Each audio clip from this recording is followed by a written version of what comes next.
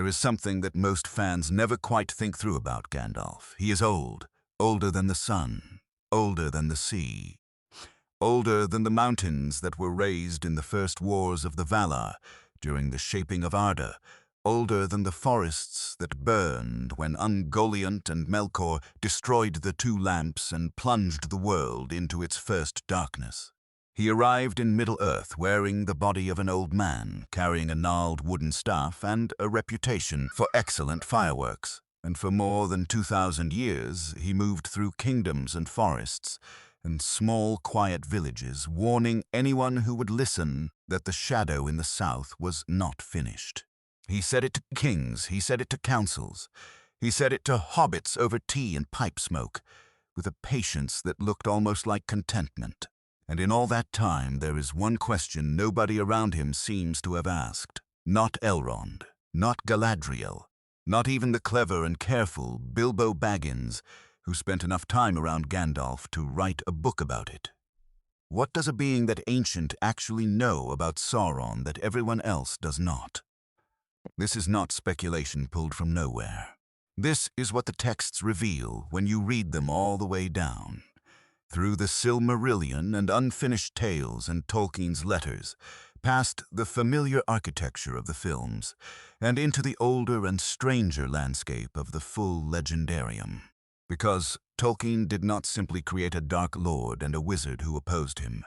He created a history of those two beings that goes back before the world existed.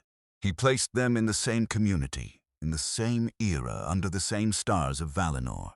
And the implications of that fact have been sitting in the texts for decades, quietly reframing every scene of Gandalf's caution, every moment of his patient fear. Did Gandalf fear what Sauron had become, or did he fear what Sauron's existence proved about every Maya who had ever been given power and free will, including Gandalf himself? That question has an answer. It is not a comfortable one. The Valaquenta is the second major section of the Silmarillion, and most casual readers move through it quickly. It reads like mythology preamble, like scene setting before the story begins. That is a mistake. The Valaquenta is where Tolkien tells you who everyone actually is, stripped of the narrative protection that the main story provides. It is a who's who of the divine powers that shaped Arda, and within it 2 entries are separated by enough pages that most readers never connect them the way they need to be connected. The first entry is on Sauron. Tolkien writes that he was of the Maiar of Aule, and he remained mighty in the lore of that people. He was not merely a powerful spirit. He was specifically, precisely, a spirit formed in the tradition of Aule, the smith of the Valar, the one Vala whose fundamental nature was the love of craft and making, of the deep understanding of matter and form, of how raw possibility becomes specific structure, and how potential becomes actual. Aule did not merely build things. He understood things at the level of their first principles. He knew how to make a thing so completely that it acquired its own nature, its own persistence, its own capacity to act upon the world independent of any further instruction from the hand that shaped it. Aule's servants inherited that tradition. They were makers by nature and by training, and Sauron, the Valaquenta says plainly, was the greatest of them. Take a moment with that. Before he became Sauron. Before the fall, before the service to Melkor, before the long centuries of shadow and rings and marching armies and the eye above the tower, he was Mairon, and he was the most gifted student in the tradition of the most gifted craftsman in the universe. He did not merely know how to work metal and stone. He understood, at a depth that even most of the Valar could not fully match, the principles by which a made thing could be given such completeness and such internal consistency that it would persist and act and extend its maker's will across any distance, across any span of years, with no further guidance needed. And here is the thing nobody connects directly enough. That is exactly the knowledge that the One Ring required. The ring was not simply a powerful artifact. It was not a battery of accumulated force or a symbol of authority wearing the shape of jewelry. Tolkien makes this explicit in Letter 131, one of the most important documents for understanding the deep mechanics of his world. He writes that Sauron let a great part of his own former power pass into the ring. That is not a metaphor. The ring was a vessel containing a genuine portion of Sauron's actual self, his will, his essence, the animating force that made him what he was. And Sauron could engineer such a vessel because he was Aule's greatest student. He had spent ages in Valinor, learning how to make things that could hold and transmit the essential nature of their maker with perfect fidelity. Tolkien, in the Silmarillion, connects this tradition explicitly to something else: the making of the dwarves. When Aule fashioned the Seven Fathers in secret, before the coming of the children of Ilúvatar, he made them with such depth of craft that they had a kind of independent will, enough that Ilúvatar could breathe true life into them, and they became real. Aule himself could not give them true life, but he made them so close to complete that the gift of true life had something solid to inhabit. Sauron learned from that. He took the principles of that tradition and pushed them past every boundary that Aule had observed, every ethical limit and every cosmological caution, and the result, forged in the fires of Orodruin, was not a dwarf.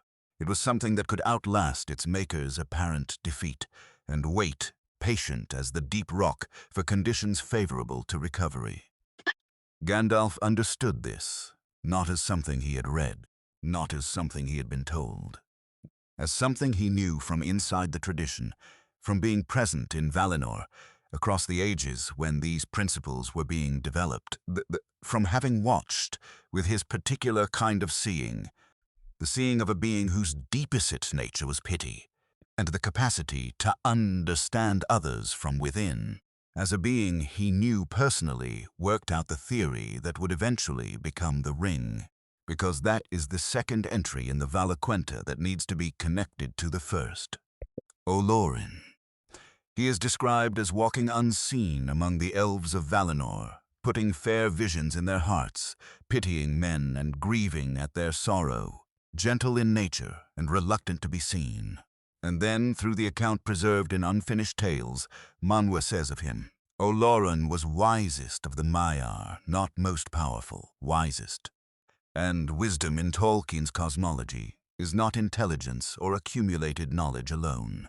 It is the capacity to understand things in their true proportion, to see where power ends and where the deeper structures of existence begin, to know the difference between a problem that can be solved by force and a problem that can only be addressed by patience and trust and the willingness to be small when smallness is what the situation requires. Olorin had this wisdom, and he had it in a community where Meren was developing his very different kind of genius. Valinor was not a vast anonymous space. The Maiar who served there were a defined community of specific beings with specific natures and specific histories of relationship. They were not countless millions. They were numerous enough to shape the world, but distinct enough to know one another. Olorin would have known Meren. He would have observed his work. He would have felt, with the sensitivity native to a being of his nature, the direction that Meren's fascination was taking long before anyone would have been willing to call that direction wrong. Pay attention to this next part. Tolkien never tells us whether Olorin tried to warn Meren. He never tells us whether there was a conversation, a moment of recognition, a point at which the future Gandalf saw what the future Sauron was becoming and understood that the divergence was already in motion. That is where canon ends. But here is the extrapolation that follows within the rules Tolkien established. A being whose deepest native capacity was the ability to walk inside another's sorrow, to feel another's condition not from outside but from within, would have experienced Meren's corruption not as a strategic loss for the Valar, but as a grief, personal, specific. The grief of watching someone you know make a choice that cannot be unmade, and understanding with perfect clarity what has been surrendered in the making of it. That grief would have persisted, across the full span of the first, second, and third ages, into the darkness of Dol Guldur and the council chambers of the White Council, and every anxious year of the long watch that Gandalf kept, always watching, always measuring the shadow against what he could still remember from before. Picture this. Valinor, in the era before the two trees were destroyed, before the world had its present shape, in the long timeless light that preceded the sun. A gathering of Maiar, those great spirits who do not rule the elements themselves, but serve those who do. In this light, a figure moves among his peers with a quietness that more powerful spirits find slightly beneath their dignity. He does not compete or display. He listens.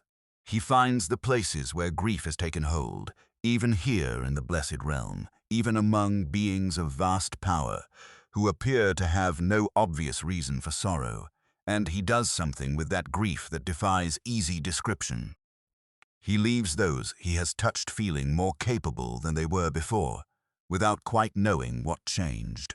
He is Olorin, and the capacity he is developing in these years, the capacity to walk inside another's condition, will become the specific quality that makes him both indispensable to the mission and uniquely burdened by it.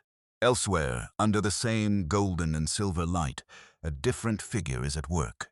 He is studying the structure of a finished thing, tracing its principles back to their source, trying to understand not merely that it functions but why, trying to isolate the governing principle that would let him make something more complete, more self-sufficient, more able to persist and act after his hand has left it.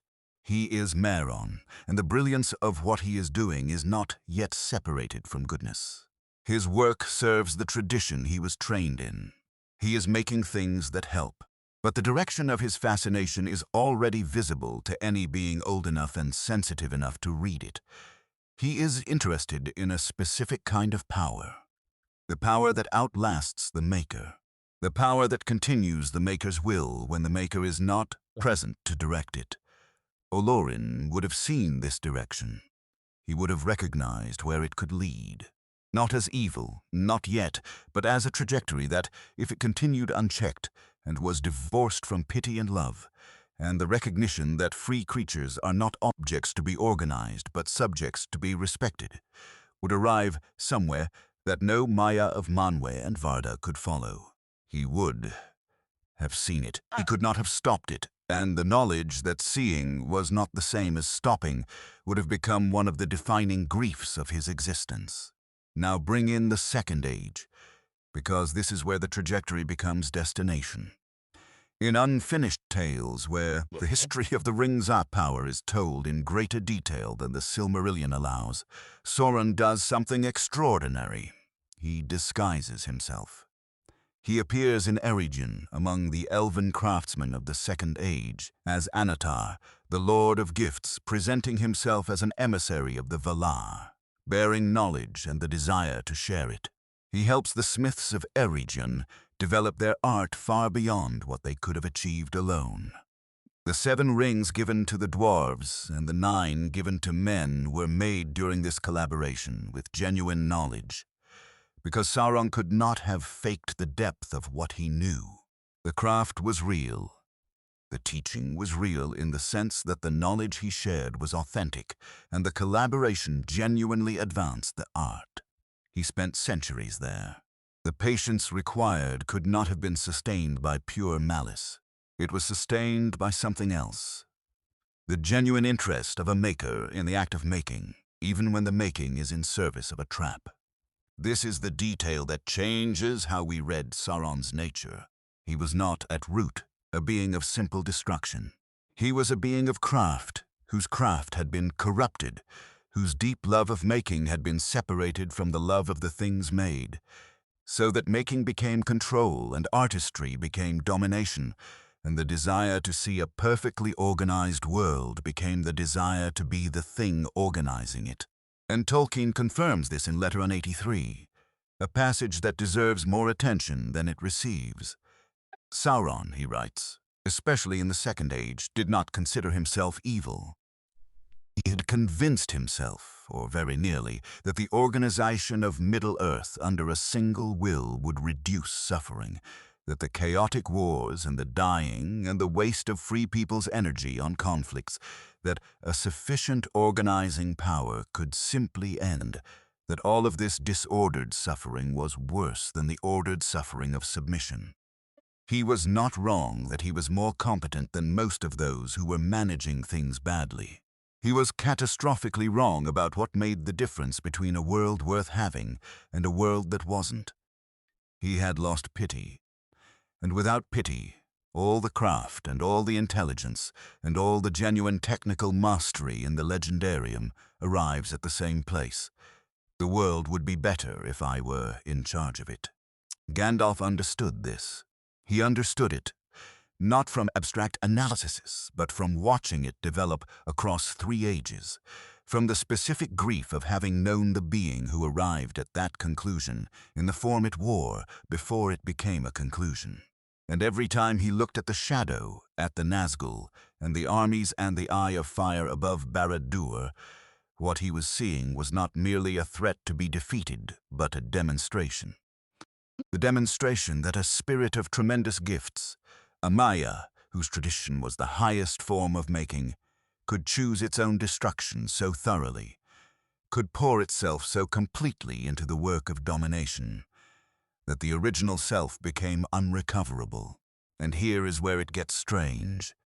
The 9 men who became the Nazgul were not simply conquered. Tolkien tells us in the appendices to The Return of the King that they were mighty men, kings and sorcerers of great power, who accepted rings of power and were, over long centuries, hollowed out. The process was not sudden, it was gradual. Each of them had accepted a gift that extended his existing authority, that amplified the power he already had, that made him more capable of the things he already desired. And across the long years as the ring worked, what they had been was replaced by what Sauron needed them to be, not corrupted in any simple moral sense. Replaced. The free being was taken out, and the instrument was put in, and the instrument wore the shape of what the free being had wanted, but served a different will entirely. That is the most visible example in Middle-earth of what the ring does. And Gandalf had been watching it for 2,000 years. Because here is what the Nazgul represent, to a being of Gandalf's age and his particular understanding. They are the long-game demonstration of what happens when the kind of power Sauron offers encounters a free being who accepts it. Not a dramatic fall, not a single moment of corruption. A gradual narrowing, a slow hollowing, the desire to be more capable ceding ground, year by year and century by century, to the will of the one who gave the capability. And at the end, a shape that moves and speaks and commands armies and still wears the names it had before, but is not the thing it was. Has not been that thing for longer than most of Middle-earth can remember. Gandalf refused the ring when Frodo offered it. The scene comes early in the Fellowship of the Ring, and it is worth reading with the full weight of what the lore has built up around it. No, not reluctantly, not with visible struggle overcome by gritted will, with clarity, with what reads in the text as genuine fear, the kind of fear that comes from specific knowledge rather than vague principle. With that power, I should have power too great and terrible, and over me the ring would gain a power still greater and more deadly. He is not performing humility. He is not declining because modesty requires it or because the scene calls for it. He is describing a mechanism he understands with the technical precision of a being who has spent 3 ages thinking about exactly what the ring is, where it came from, what tradition produced it, and what it does to beings of power when they reach for it. Tolkien explains the mechanism in Letter 246. The ring offers each bearer the fulfillment of the desire most native to their deepest nature, amplified to the scale of their power. For Sauron it had fulfilled the desire to organize and dominate. For Galadriel, who speaks of her own temptation with devastating clarity at the end of the Fellowship of the Ring, it would have fulfilled the desire to protect and preserve, and she knew that this fulfillment through the ring's means would have made her not dark, but beautiful and terrible as the morning and the night, stronger than the foundations of the earth. She said no. She chose to remain what she was, diminished and departing, rather than become what the ring would have made her. For Gandalf, the ring would have done something specific. Not offered him Sauron's desire for domination, because that was not Gandalf's native desire. It would have offered him the fulfillment of the desire that was most truly his: to win. To end the long, patient work of inspiration and persuasion, and trust in free peoples and simply fix the problem. To become the overwhelming force that could look at Sauron's gathering shadow and scatter it, that could use the power it understood better than almost any other being alive to make the right outcome happen, now, decisively, without the terrible uncertainty of depending on hobbits and ranger kings and the wills of free peoples who had so often failed to cooperate. And Gandalf knew, because he had been watching what happened to beings who reached for that kind of power, because he had watched the most gifted student of the greatest maker in existence follow that road all the way to its end, that the right outcome achieved through that means would not be a right outcome at all. It would be a new Sauron, wiser, perhaps, more merciful, perhaps, more capable of the appearance of good, but operating on the same principle: my will, organizing all things, because my will is better than the chaos of your freedom. Picture this: Gandalf in a quiet corner of some inn in Bree, or in a corridor of Rivendell in the small hours, alone with his thoughts in the way that very old and very wise beings sometimes have to be. He is not thinking about strategy or tactics or the movements of the enemy. He is thinking about himself. He is holding inside himself the full knowledge of what the ring would offer and what he would do with it. And he is measuring that knowledge against the full understanding of what Sauron had done with the same kind of power and the same kind of confidence in his own vision of order. The visions are not identical. Gandalf's ordering would be gentler. His intentions are genuinely good, as near as any being can verify its own intentions. But the structure of it, the principle of it, the replacement of free choice with directed purpose, however wisely directed, is the same road. It begins somewhere very close to where he is standing, and he can see clearly and without comfort where it ends. He does not reach for the ring, and the refusal is not heroic self-sacrifice.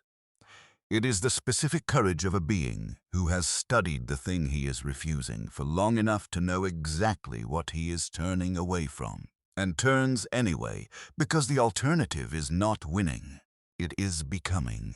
Now the Saruman parallel, because it is the sharpest demonstration in the Third Age of what happens when a being of Gandalf's order stops refusing. Saruman was the chief of the Istari, chosen to lead the White Council, the wisest in the outward knowledge of the rings and their history. He spent the Third Age studying Sauron's methods. He researched the rings. He believed that if the One Ring appeared, his knowledge was deep enough, and his will strong enough that he could wield it without being consumed by it. That the efficiency of such power in a good cause was worth the risk of reaching for it. And in pursuing this belief, he became, by stages so gradual that each individual step might have seemed defensible, the thing he had studied. Not Sauron, but something organized along the same principles. A will that had decided its own vision was worth imposing, that the ordering of things according to its understanding was better than the messy freedom of others to get it wrong. Tolkien does not present this as a sudden corruption. He presents it as a drift, a direction maintained over centuries toward the belief that his intelligence and his knowledge entitled him to make decisions for others. And Gandalf, who had been adjacent to that drift for the full length of Saruman's time in Middle-earth, recognized it. He had seen it before in another being, in another age, in the careful quietness of a spirit whose fascination was moving in a direction that eventually would not stop. Picture this: Dol Guldur, the fortress of the necromancer, in the years before the events of The Hobbit. The structure rises from the deepest reach of Mirkwood, stone on stone, shadow on shadow. Something ancient and wrong sunk into the earth of a forest that was once one of the most beautiful in Middle-earth. An aged wandering wizard in grey robes enters the outer passages alone. He has been here before. Each time he returns, something in the air has thickened, something in the silence has deepened, as though the darkness is developing patience. He moves through the corridors, and the air grows heavier, not because of any specific barrier, but because of what he recognizes in the architecture of the place itself, in the way it has been constructed to extend a will outward from a center, to arrange everything in relation to the thing at the center, to make all lines lead inward to the one who sits there. He knows this design, not from reading about it. He knows the tradition it comes from. He knows the principles by which something is built to do this, and he knows them because he was present when those principles were being developed. In a realm far from this darkness, in a time the forest itself cannot remember, he finds what he came to confirm. The necromancer is Sauron returned. The shadow that has been building in the south for generations is exactly what he feared it would be. The patient accumulation of power, proceeding exactly as it proceeded in the Second Age, slower now, more careful, learning from previous defeats. He leaves. He goes to the White Council and argues for action and is overruled by Saruman, who has his own calculations. And Gandalf goes back to watching, because watching is what the mission allows, because it is more than nothing, because the fear is alive and he goes anyway. Unfinished Tales records that he went to Dol Guldur at least twice before the White Council finally acted, each time alone, each time without confrontation, each time returning with confirmation of what he already feared and no authority to act on it yet. The courage of that particular kind of patience is difficult to apprehend from the outside. It is the courage not of charging into battle, but of knowing the full scope of what is growing and managing the knowledge without letting it become paralysis, or, worse, the desperate overreach that the enemy's existence makes so tempting. Now everything has been assembled. The lore has given us the pieces, and they fit together in the way that things fit together when the architecture behind them was built by a mind thinking at the scale Tolkien thought at. Did Gandalf fear what Sauron had become, or did he fear what Sauron's existence proved about every Maya who had ever been given power and free will, including Gandalf himself? The answer is beginning to be visible. But there is one more piece. The Istari chapter of Unfinished Tales contains a detail that most analyses of Gandalf skip over because it sits quietly without announcing its significance. Tolkien records that when the Valar were selecting Maiar to send to Middle-earth, Gandalf initially refused. He said he was afraid. He said this to Manwë, to the powers who were asking him to go. He understood the task, understood the restriction, understood what it would mean to face Sauron in a diminished form, and with his full power held back by the terms of the mission. And he said, "I am afraid." Manwë's response was not reassurance. The response was acknowledgement and insistence. Yes, it is frightening. Go anyway. This is the piece of information that reorganizes Gandalf's entire arc. He was not confident in his mission. He did not arrive in Middle-earth buoyed by divine certainty that things would work out. He arrived afraid, genuinely afraid, with the specific fear of a being wise enough to understand what he was being asked to face, and honest enough not to pretend the understanding away. And for 2,000 years he managed that fear the way that genuine wisdom manages fear. As information rather than instruction, as evidence of what is at stake rather than a reason to stop. Because here is what that actually means about the full span of those 2,000 years. Every year Gandalf spent in Middle-earth, every conversation with kings who wouldn't listen, and councils that voted wrong, and peoples whose fear made them smaller than their courage should have allowed. He spent carrying the specific weight of what he knew about Sauron, what Sauron had been, what he had chosen, what that choice had cost the world, and what it demonstrated about the nature of power and freedom, and the specific catastrophe that follows when a great being stops trusting others and starts organizing them. The weight was there in every argument he made. It was there in every refusal to use more force than the mission allowed. It was there in every moment of patience that must have cost him something, every long wait for free peoples to find their own courage rather than being given it from outside. He was not the figure of inexhaustible good cheer that the films sometimes made him. He was a being carrying 2,000 years of specific grief, managing it with the discipline of someone who understood that the grief was accurate, that its object was real, and that letting it become despair would betray the thing the grief was grief over, because here is the final depth of it. Sauron's fall was not inevitable. That is what makes it devastating. Tolkien's cosmology does not operate on predetermination for the spirits he made.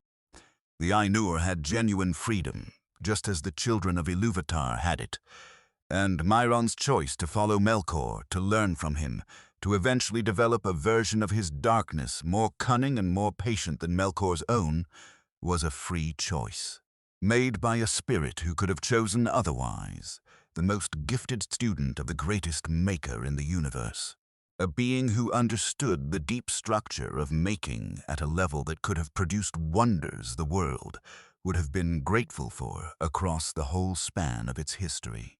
That being chose a different road, and the road, once far enough down, could not be retraced, not because the Valar prevented it, not because the cosmological rules made return impossible as a matter of mechanics, but because Sauron had put so much of himself into the ring, into the project of domination that the ring represented, that what was left outside it could not function as an independent self.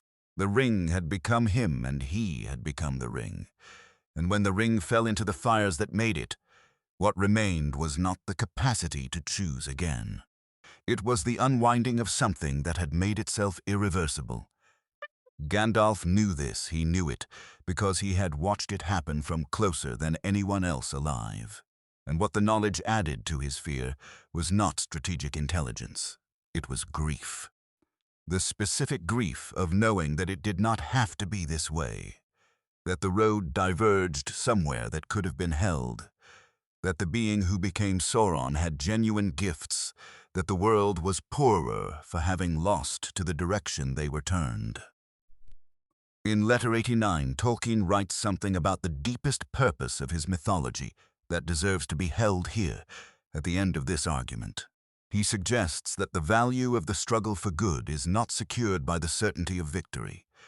It is secured by the freedom of the choice, the fact that it was chosen and not imposed, that the free peoples of Middle-earth chose to resist, and that the beings sent to help them chose to stay small enough that the choice could remain theirs.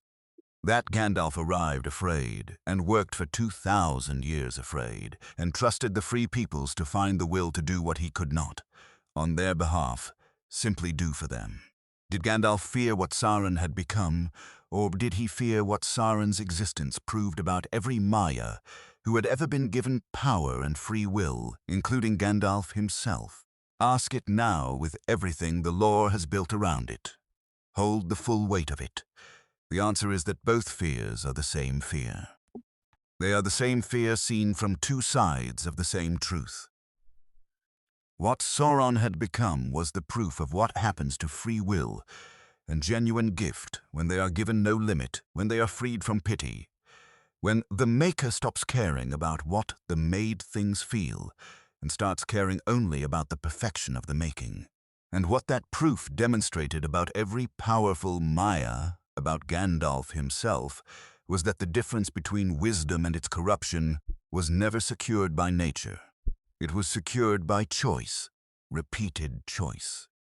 The same choice made again and again across ages of temptation and weariness, and the specific anguish of watching things go wrong that you could, if you abandoned your principles, simply fix.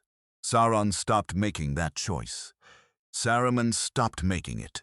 The Nazgul had it taken from them slowly enough that they may not have noticed the moment it was gone. And Gandalf made it, every time for 2,000 years, and arrived at the crack of doom, having never once let the fear become permission to become what he feared. In the end, in the unmade, when Frodo's will broke and Gollum fell into the fire, and the ring was destroyed, the terror was finally answered. Not by Gandalf's power. Not by any choice he made in those final moments on the slopes of Orodruin. By the choices of creatures far smaller than himself, playing out the patterns of freedom and loss, and the unexpected grace of a world built for beings who were free to fail, and sometimes unaccountably did not. He feared Sauron more than anyone else because he understood Sauron better than anyone else. And because he understood, with the clarity of a being old enough to remember what Sauron had been, that the difference between wisdom and its abandonment was never as wide as it needed to be. He carried that understanding for 2,000 years, in the body of a wandering old man, on the roads of a world that did not know what walked among them, and he was afraid, and he went anyway. Understanding, in Tolkien's world, is always a form of grief, and grief in Gandalf's hands became the most patient form of courage the legendarium contains. If this changes how you read every scene of an aged wizard in grey robes moving through Middle-earth, if the gnarled staff and the worn hat feel heavier than they did before, that is because they are. The lore has been here the whole time. Tolkien put it in the Valaquenta, and in unfinished tales, and in the letters, in the careful architecture of a mythology built to reward readers who go all the way down. If you have a different reading of what Gandalf's fear was truly made of, or if you think the relationship between Olorin and Mairon in Valinor implies something this script has not touched, I want to hear it in the comments. These are the conversations that a legendarium this deep was built for. And if you want to keep going into the lore that the films never had room for, the channel is here, and we are only at the beginning of what there is to find.